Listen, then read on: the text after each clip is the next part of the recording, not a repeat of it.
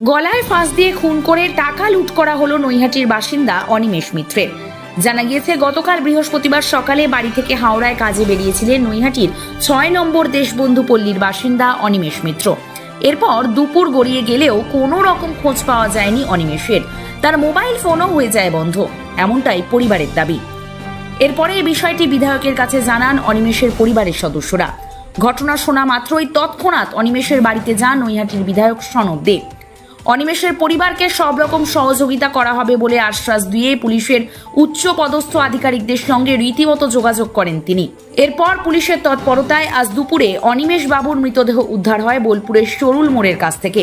পরিবার সূত্রে খবর, টাকা নিয়ে ব্যাংকে জমা দিতে যাবার পথেই উধাও হয়ে যায় অনিমেষ। এরপর আজ তার মৃতদেহ বোলপুর সরুল মোড়ের কাছ থেকে উদ্ধার করে পুলিশ। পরিবারের একমাত্র উপার্জনকারী ছিল অনিমেষ বাবু। তার এই মৃত্যুতে পরিবারে নেমে এসেছে শোকের ছায়া। কি বলছেন তার বাবা অরুণ মিত্র, কাকা তাপস মিত্র সহ পরিবারের অন্যান্য সদস্যরা, শুনে নেওয়া যাক। ওখানে যায়। কবে গেছিল? বৃহস্পতিবার।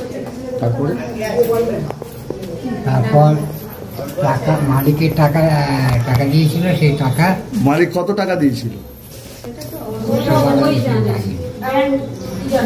ওরাই দিয়েছে, মালিকের ওখান দিয়ে নিয়ে এই টাকা জমা দিয়েছে। তারপর সেইখান থেকে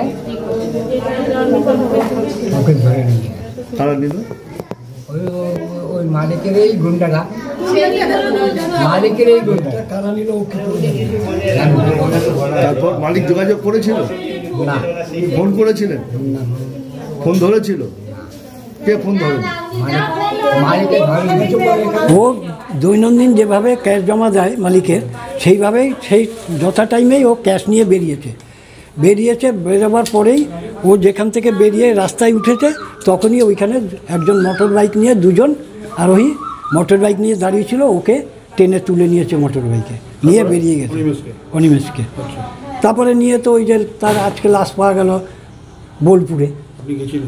হ্যাঁ, আমি তো থানায় ছিলাম, হাওড়া থানাতে ওই যে পরপর একটা চেক আপ করছে, এই করছে, দেখছে, এই করছে, খোঁজ নিচ্ছে। বলছি যে দেহের কোন কোন জায়গায় আঘাত আছে দেখি না, সেটা আমি দেখিনি। যাদের পাঠিয়েছে এখন বোলপুরে, আমরা 4 জনকে আমাদের বাড়ি পাঠিয়ে দিল, আবার 4 জনকে পাঠিয়েছে ওইখানে। এখন তারা তো এখনো ফেরেনি। হ্যাঁ, ওকে তুলে নিয়ে হ্যাঁ, কিডন্যাপ করাই তো। তারও সব সিসিটিভি ক্যামেরায় সব আছে, ওইখানকার ওসি সব বের করেছে। না, ধরা পড়েনি এখনো। চাইবো আবার কি, যে গেছে তো গেছেই। এবার যারা এই সমস্ত অপকর্ম করেছে তাদের জন্য শাস্তি হয়, তাদের জন্য ধরা হয়।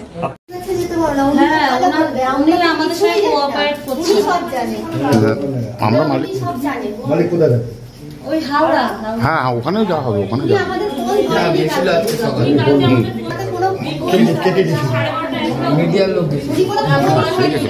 মালিক গেছিল।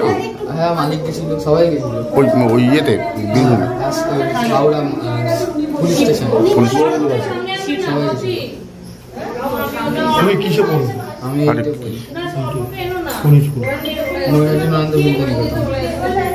মা কোথায়? মা আর এই ঘটনায় যথেষ্ট হতবাক নৈহাটির বিধায়ক সনদ দে। তিনি জানান, 1,72,000 টাকা নিয়ে ব্যাংকে জমা দিতে যাবার পথেই অনিমেষকে একটি 4 চাকা গাড়ির মধ্যে তুলে কাপড় দিয়ে গলায় ফাঁস দিয়ে মেরে ফেলে দুষ্কৃতীরা। আর কি বললেন তিনি, শোনাবো। কাল রাত্রি 7:40-45 নাগাদ ওর মা, এরা বাড়ির পরিবারের সকলে আমার কাছে আসে, এসে বলছে যে ছেলেকে বিকেল 3টের পর থেকে মোবাইলে পাওয়া যাচ্ছে না, সুইচ অফ। আমি জানতে চাইলাম কেন, কি হয়েছে। তার শুনলাম যে ছেলেটি বিস্কুটের একটা কারখানায় চাকরি করে, কালেকশন করে 1,72,000 টাকার কাছে ছিল। ও নিয়ে যখন ব্যাংকে জমা দিতে যায় সেই সময় তারপর থেকে ওকে আর ফোনে পাওয়া যায় না। আমি সাথে সাথে ওখানকার যে ময়দান থানা, সেই থানায় আমি যোগাযোগ করি। তখন বলে যে হ্যাঁ, কোম্পানির একজন দেখেছে যে একটা বাইকে করে 2 জন ওকে নিয়ে যাচ্ছে। তারপরে ওরা আরও অন্য কোথাও সিসি ক্যামেরায় ওরা দেখেছে যে ওকে 2 জন মোটরসাইকেল করে নিয়ে যাচ্ছে, মোবাইলে সুইচ অফ। নৈহাটি থানার আইসিও এইভাবে আমি ওনার সাথে কথা বলে যোগাযোগ হয়, এবং বীজপুর থানার একসময় আইসি ছিলেন পাণ্ডেবাবু, উনি এখন ওখানকার এসিপি। তো ওনার সাথে আমি যোগাযোগ করি, উনি খুব হেল্প করেছেন, জেপি পান্ডে। তারপরে আজকে দুপুরবেলায় খবর পেলাম যে বোলপুরে একটা দেহ পাওয়া গেছে। আমি একটা টিভি চ্যানেলে দেখলাম, তখন আমি অ্যাসেম্বলিতে ছিলাম। তখন ময়দান থানায় আবার যোগাযোগ করার পরে শনাক্ত হলো ছবিটা। ওখানকার আইসির সাথে আমি কথা বললাম ফোনে, কথা বলার পর বোলপুরের আইসির সাথে ছবি পেলাম। ছবিতে আমি আইডেন্টিফাই করলাম যে এটা অনিমেষ, ওর দেহ ওখানে, এবং আমার পাশের বাড়ির ছেলে আমার। তারপরে এখন ওর বউ, ওর কাকার ছেলে, এরা সকলেই ওখানে আছে। দেহ ওরা শনাক্ত করেছে, গলায় ফাঁস দিয়ে মোটর সাইকেল থেকে ওকে একটা 4 চাকার গাড়ি করে নিয়ে যাওয়া হয়েছে। নিয়ে ওই গাড়ির যে মোছার যে লাল কাপড়গুলো পায় সেই কাপড় দিয়ে ওকে পেঁচিয়ে, গলায় পেঁচিয়ে শ্বাসরোধ করে ওকে মারা হয়েছে।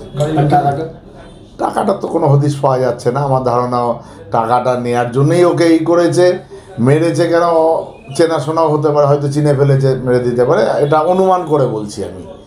আসল ঘটনা তো ইনভেস্টিগেশনে পরে করবে। আমি ওখানকার আইসির সাথেও কথা বলেছি, আমি কনফার্ম নই কোন ব্যাংকে, এটা ওই যে কোম্পানিতে চাকরি করে ওরাই বলতে পারবে। আমি কনফার্ম নই যে কোন ব্যাংকে যাচ্ছে। পরিবারের লোক বলছে যে উপার্জনকারী একাই ছিল। একদম ঠিক, ওর বাবার বয়স হয়েছে এবং এদের পরিবারের সাথে, আমাদের পরিবারের দীর্ঘদিনের, আমার জন্ম হয়নি তখন থেকে আমার বাবা এর দাদু এদের সাথে রিলেশন। ছোটোবেলার থেকে ওদের বাড়ি যাওয়া, ওরা আমাদের বাড়ি, একটা পারিবারিক সম্পর্ক ছিল। দেখুন, যে দোষী আমি তাদের উপযুক্ত শাস্তি চাই, যেভাবেই হোক।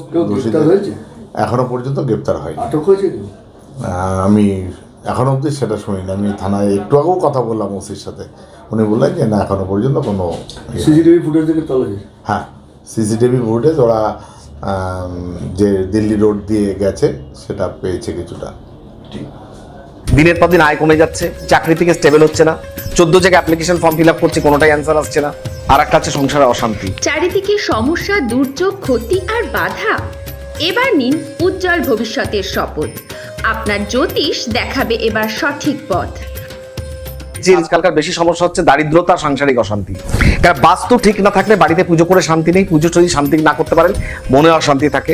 বাস্তুর দোষ আসলে কি কি হয়, কি কি হয় না, সঠিক দিশা নিয়ে এসেছে জ্যোতিষ ও বাস্তু এক্সপার্ট দেবাশিস মুখার্জি। যোগাযোগ করুন এই নাম্বারে।